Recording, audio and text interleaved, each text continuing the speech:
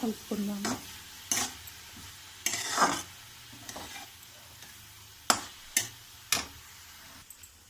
పచ్చిమిర్చి కూడా వేసుకుందామండి. కొంచెం కారం తక్కువ వేసి పచ్చిమిర్చి వేద్దాం, బాగుంటుంది. 3 పచ్చిమిర్చి వేసుకుంటున్నాను. 3 పచ్చిమిర్చి వేసాము. ఇప్పుడు కారం ఉప్పు వేసుకుందాము. అల్లం వెల్లుల్లి పేస్ట్ వేయలేదండి. 1 స్పూన్ అల్లం వెల్లుల్లి పేస్ట్ కూడా వేసుకుందాము. కలిపేసుకుందాము.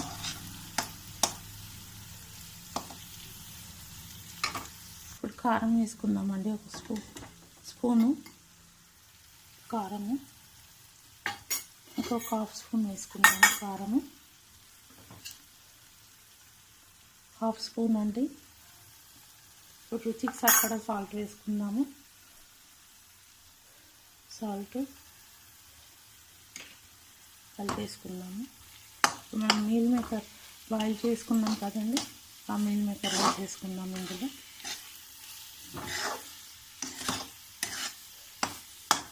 మీల్ మేకర్ వేసుకుందాము. మీల్ మేకర్ వేసేసుకుందాము. వేసుకొని ఒక 2 మినిట్స్ తర్వాత కలిపేసుకుందామండి.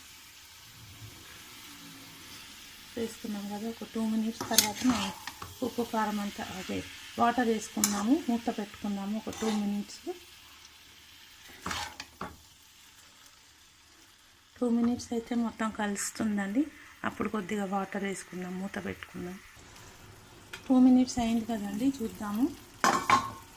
చూసారు కదా, అంతా కలిసి వాటర్ వస్తుంది. కొంచెం వాటర్ వేసుకుందాము.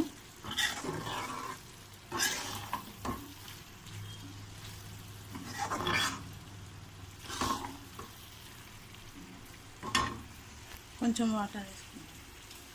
కొంచెం వాటర్ అండి.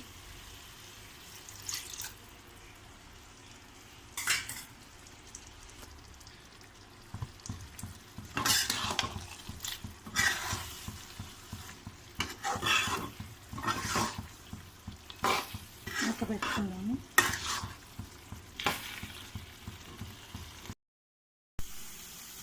చూద్దామండి. మన మీల్ మేకర్ బాగా అయిపోయింది, బాగా ఫ్రై అయిపోయింది. చూసారు కదా, బాగా వాటర్ అంతా దగ్గర అయిపోయిందండి. మన మీల్ మేకర్ ఫ్రై రెడీ. మీరు